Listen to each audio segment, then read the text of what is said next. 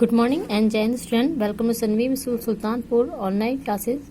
We'll be starting NCERT class 12 chapter 2 Era of One Party Dominance.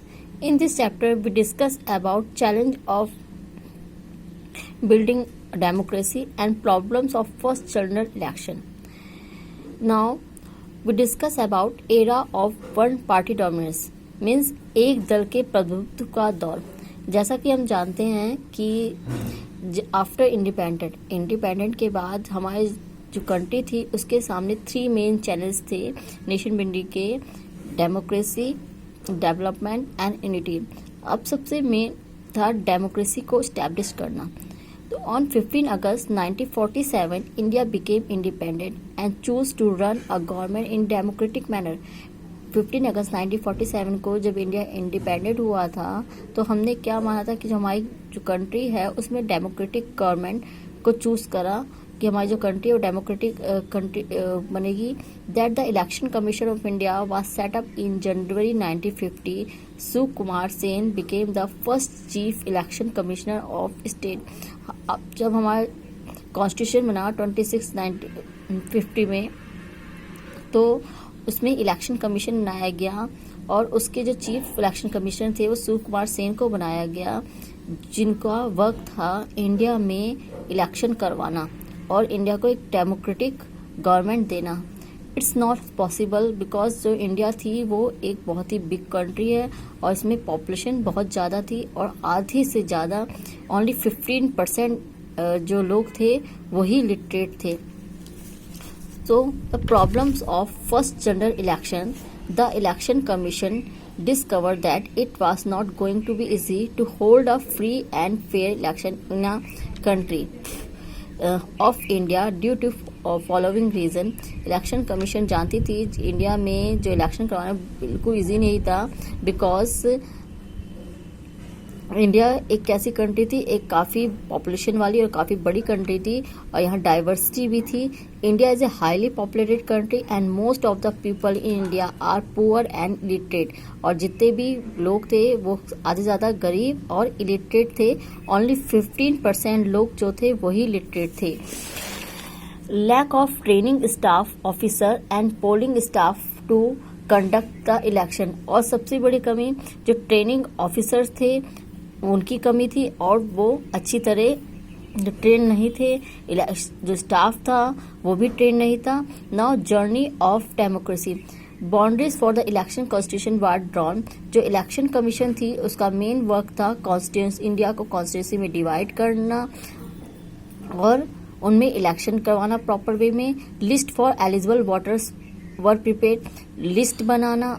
अब इतने कम time में 1950 में जब हमारा कॉन्स्टिट्यूशन अडॉप्ट हुआ उसके बाद इलेक्शन कमीशन बनी और उससे पहले जो पीएम थे पंडित जवाहरलाल नेहरू वो केवल चूज करे हुए बाय इलेक्शन नहीं थे. ओनली जो हमारे फाइटर्स थे फ्रीडम फाइटर्स उनके द्वारा चूज करे हुए पीएम थे. इलेक्शन करवाना इजी नहीं था बिकॉज हमारे यहाँ कैसी जैसे मैंने बताया काफ़ी पॉपुलेशन थी, इलिटरेट पर्सन थे. ओनली 15% जो लोग थे वही लिटरेट थे. ऐसे में वोटिंग लिस्ट को बनाना एक बड़ा ही डिफिकल्ट वर्क था. इंडिया में 17 करोड़ वोटर्स थे जिनको 3,200 यानी 3,200 एमएलएस चूज करने थे. 489 एमपीज चूज करने थे या मेंबर ऑफ लेजिस्लेटिव असेंबली सांसद चूज करने थे. ऐसे में वोटर लिस्ट बनाना और ऐसी कंट्री में वोटर लिस्ट बनाना जहाँ पे ओनली 15% लोग ही 15% लोग ही पढ़े लिखे थे, लिटरेट थे. जब वोटिंग लिस्ट बनाने का वर्क हुआ इलेक्शन कमीशन था तो उसमें अधिकतर जो वुमेन्स थी, जो महिलाएं थी, उनके जब वोटर लिस्ट बनाई गई तो उसमें किसी का भी नेम प्रॉपर वे में भी नहीं था. अधिकतर महिलाओं को जैसे राम की पत्नी या श्याम की बहन इस टाइप में दिया गया था. दोबारे से उस लिस्ट को दोबारे प्रिपेयर किया गया.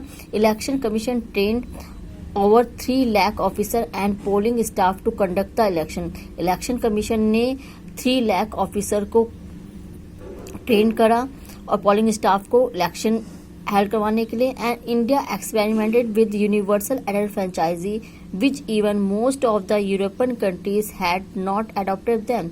इंडिया ने डेमोक्रेसी को अपनाते हुए अपनी कंट्री में इलेक्शन करवाने के लिए यूनिवर्सल एडेड फ्रेंचाइजी को चूज करा, जिसको अधिकतर यूरोपियन कंट्री नहीं चूज करी थी, नहीं अडॉप्ट किया था, बिकॉज हमारे यहाँ किसी को भी डिस्क्रिमिनेट नहीं किया गया था, सबको इक्वल समझा जाए, जितने भी एडल्ट है सबको इक्वल पॉलिटिकल राइट दिया गया था। इसलिए यूनिवर्सल एडेड फ्रेंचाइजी को एक एक्सपेरिमेंट कह लीजिए या क्या कहते हैं फर्स्ट टाइम का एक हथियार के रूप में यूज किया गया। Finally the dates of election were declare, it was from October 1951 to February 1952 और फिर इलेक्शन की डेट इतने सारे प्रिपरेशन के बाद इलेक्शन की डेट फाइनल हुई अक्टूबर 1915 से 1952 तक। But this election is referred as the 1952 election, लेकिन इस इलेक्शन को 1952 का इलेक्शन कहा जाता है because most part of the country vote in January 1952, क्योंकि कंट्री के ज्यादा से ज्यादा पार्ट्स ने 1952 में इलेक्शन कंडक्ट हुए थे।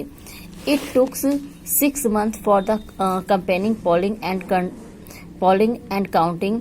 कम से कम 6 महीने लग गए थे कैंपेनिंग में, पोलिंग में और काउंटिंग में। Election were competitive as an average more than 4 candidates for each seat. काफी कंपटीशन था क्योंकि हर सीट से 4 मेंबर्स खड़े हुए थे इलेक्शन में। The level of participation was increasing as more than half the eligible voters were participate in the election. एक तो हम लोगों ने डेमोक्रेसी को अपनाया, उसके बाद यूनिवर्सल एडेड फ्रेंचाइजी को अडॉप्ट किया, तो कहीं ना कहीं वर्ल्ड में इसके लिए काफी आलोचना हो रही थी कि इंडिया में ये दोनों ही चीज काम नहीं कर पाएंगी, बिकॉज जो डेमोक्रेसी थी अधिकतर उन्हीं कंट्री में काम कर पाती थी जहां पे पॉपुलेशन कम थी और जो छोटी कंट्रीज थी। ऐसे में जब यूनिवर्सल एडेड फ्रेंचाइजी और डेमोक्रेसी को अपनाया गया और इलेक्शन करवाए गए तो एक काफी हार्ड डिसीजन था कि इसका क्या रिजल्ट निकलने वाला था, किसी को नहीं पता था। बट इट्स बेस्ट रिजल्ट, इसका बेस्ट रिजल्ट निकला। 50% से भी ज्यादा लोगों ने वोटिंग करी। When the result were declared, these were accepted as fair even by the loser। और जब रिजल्ट निकला तो इसको सबने ही एक्सेप्ट किया, चाहे जो जीत गए थे एमपीज एमएलए, चाहे जो हार गए थे, सबने ही एक्सेप्ट किया कि फेयर इलेक्शन हुए हैं। The India experiment has prove that critic wrong and it prove that democracy could be practice anywhere in the world.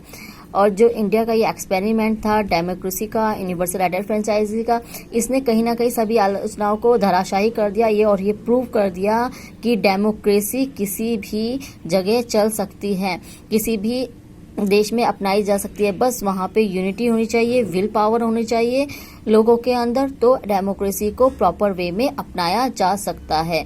Now thank you student. In next video we discuss about Congress dominance in the first 3 general election. Thank you very much. जय हिंद।